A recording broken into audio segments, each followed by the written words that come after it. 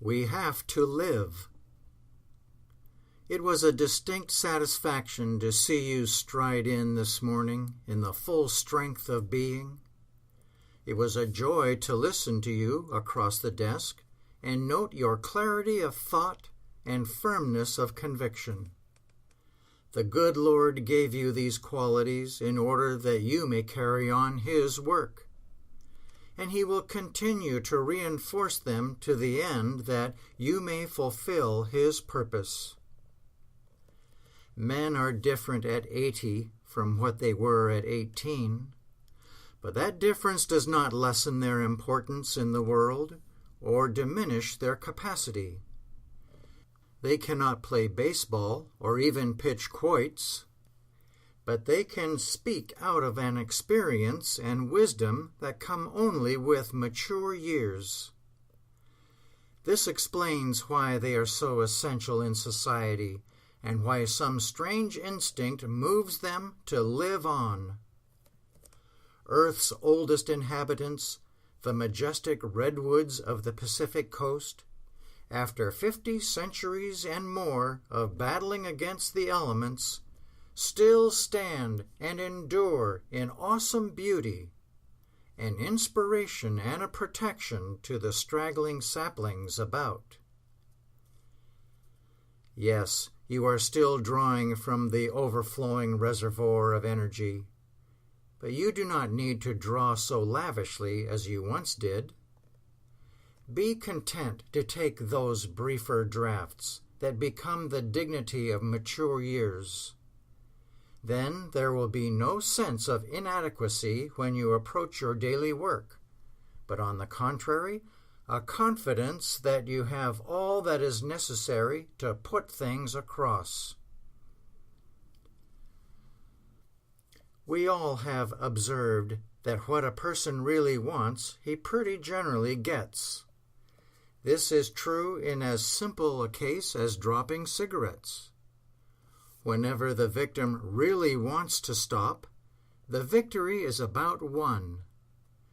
But usually, when he closely inspects his inners, he finds a desire to hold on a while, under the delusion that there is profit therein. Maybe I should not say this, but I suspect it is often true. People wearying of this world do not detect the subtle desire to let go. Nobody can be blamed, of course, because human existence is not always so easy to take. But one had better be on the lookout to see that this suggestion to depart, cropping out in the symptoms of age, receives a definite rebuke. Because, after all, we have to live. There is no getting around it. Joseph Addison exclaims, you may remember, "Eternity, thou pleasing, dreadful thought," because there are responsibilities as well as joys in living. Sometimes the former seems to outnumber or outweigh the latter. But having no choice, we face the traffic every day, give as good account of ourselves as we can, and when we finish the course, we will finish it with satisfaction. We shall not be left helpless at any point. The Almighty will see to that. And yet there is no finishing the course. There is only one life. The past, the present, the future, all run together, making the everlasting now. There is only one world, and yet in that world you and I have already experienced several worlds, have we not? We are going to experience several more, and they will grow in quality because we have taken up arms against mortality and will keep the faith.